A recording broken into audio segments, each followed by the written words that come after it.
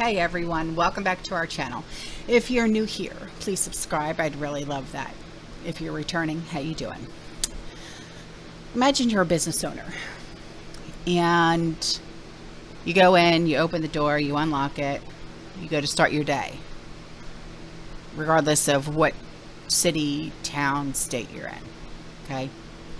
And all of a sudden, a bad guy comes in and he pushes you out the door, he closes the door, and he locks it. What do? You call 911, right? Well, when they arrive, in order to catch the bad guy, they completely destroy your business. Well, you would think that you would be awarded compensation, right? Whether it's through the city, the state, or even your own insurance company. And it doesn't happen.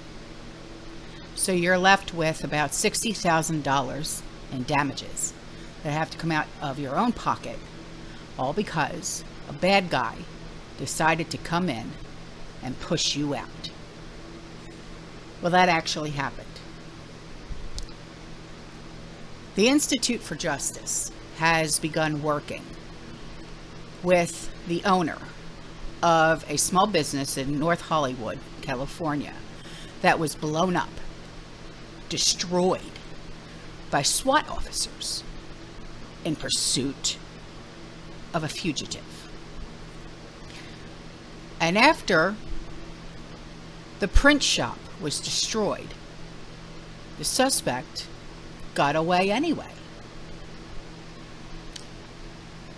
The fight was erupted because the city of Los Angeles, whose officers destroyed Carlos Peña's NoHo printing and graphics store, has refused to provide any compensation. The catastrophe developed last year when an armed fugitive fleeing U.S. Marshals threw Peña out of his store and then ran in to hide out. The U.S. Marshals then initiated a standoff between SWAT team from the LAPD, and they arrived and they fired more than 30 rounds of tear gas into the business.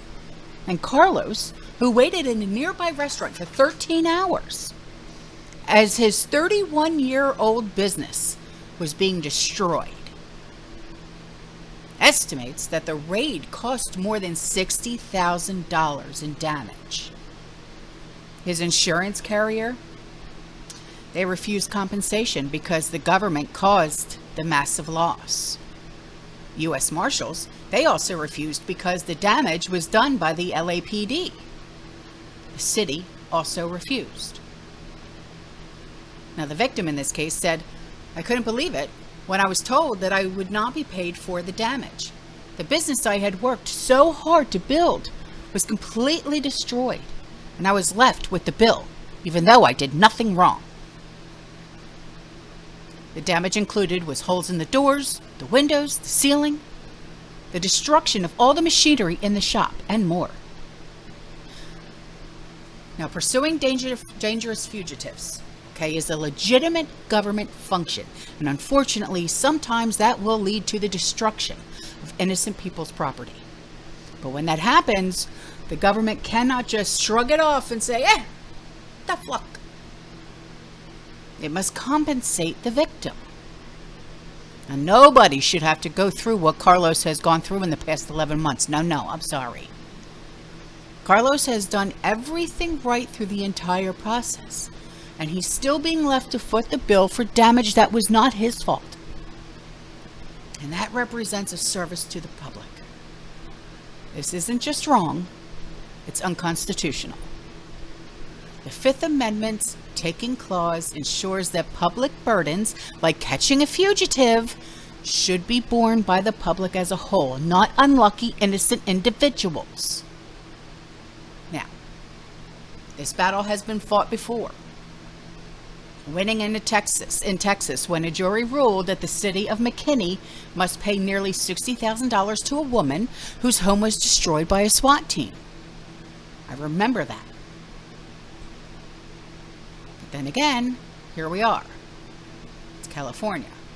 They don't compensate anybody. So what would you do? You're a business owner. Do you have 60 grand just sitting in the bank to fix the holes? Hi, Stormy. That were made by SWAT team members, police officers, U.S. Marshals? I know I don't. Thanks, Stormy. All right, guys, I'm out of here. I'll see you in the next one, okay? You stay safe, you stay positive, you keep prepping. And as always, fear less. Ciao.